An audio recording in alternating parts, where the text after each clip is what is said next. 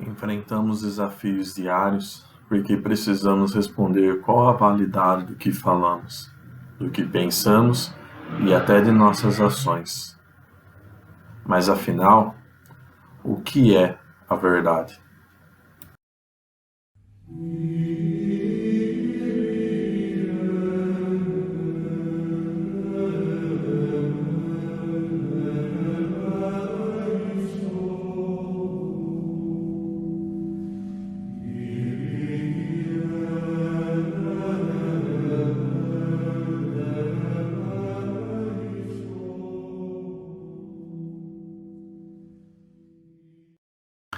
É praticamente consenso entre os pensadores que descobrir o que seria verdade pode muito bem estar fora do nosso alcance.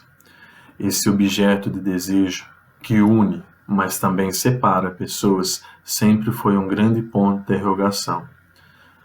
Na filosofia, poderíamos apontar para a diferença entre definição de verdade e o critério de verdade. Em uma de suas definições, é dada como validade ou eficácia dos procedimentos e dos resultados mentais, e também dos processos linguísticos. Como critério, o professor Thomas Maltner nos apresenta um esquema. O que é verdadeiro? Aquilo que é uma crença, uma proposição, uma afirmação, uma frase. Aquilo que corresponde, ou seja, um estado de coisa, uma situação, uma realidade ou um fato. E, por fim, que relação é essa que se chama correspondência entre o que é verdadeiro e o que se faz verdadeiro? É possível distinguir 5 conceitos fundamentais de verdade: correspondência, revelação, conformidade a uma regra, coerência e utilidade. Na história do pensamento, cada uma ganhou uma concepção e a importância diferente, dados os interesses de sua aplicação, mas as duas primeiras chegaram até nós com maior destaque. Podemos recorrer a Platão, que foi o primeiro a dar uma definição sobre o que é verdade, enquanto correspondência. Para ele, verdadeiro é o discurso que diz as coisas como são. Falso é aquilo que as diz como não são.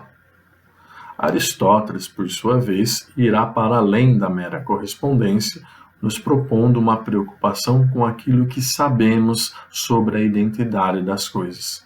Para ele, negar aquilo que é e afirmar aquilo que não é falso, enquanto afirmar o que é e negar o que não é verdade. A coexistência dos dois conceitos de verdade não é rara.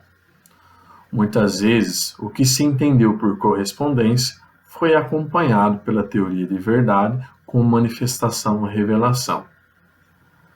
Santo Agostinho define a verdade como aquilo que é como aparece, e, por outro lado, considera como verdade aquilo que revela o que é, ou que se manifesta a si mesmo.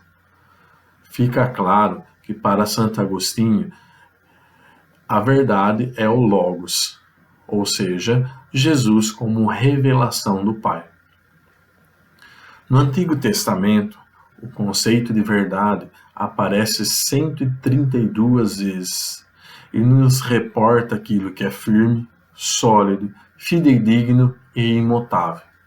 E na maioria das vezes é aplicada, se mostra como atributo de Deus. No Novo Testamento, o conceito de verdade acompanha de perto a definição de judaísmo, ao falar de Deus e sua manifestação como verdade.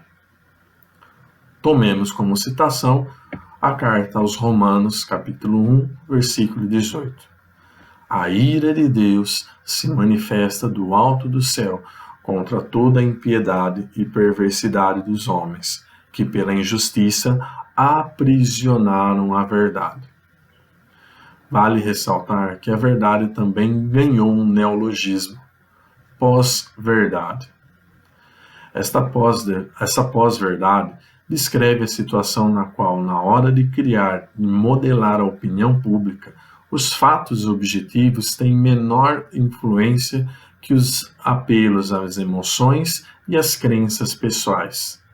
Em outras palavras, poderíamos dizer que, com a pós-verdade, aquilo que aparenta ser a verdade é mais importante que a própria verdade.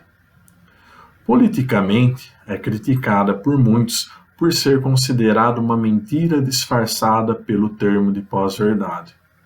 Mas não fica restrito ao campo da política. Basta lembrarmos do fenômeno das fake news. A questão da pós-verdade ganha na fala de Nietzsche, filósofo do século XIX, mais influência quando afirma: não há fatos, apenas versões. Pode-se afirmar que Nietzsche desencadeou um grande movimento de descrédito da verdade, pois é dado ao indivíduo soberania, por ser ele mesmo o grande intérprete da vida, ignorando qualquer verdade que não seja ela mesma. A pergunta, o que é a verdade, parece continuar em aberto, justamente por ser parte da resposta. E da mesma maneira que Jesus, frente a Pilatos, emitiu o silêncio como resposta, a nós caberá seguir o nosso caminho de busca, pela fé ou pelo descrédito na verdade. Louvado seja nosso Senhor Jesus Cristo, para sempre seja louvado.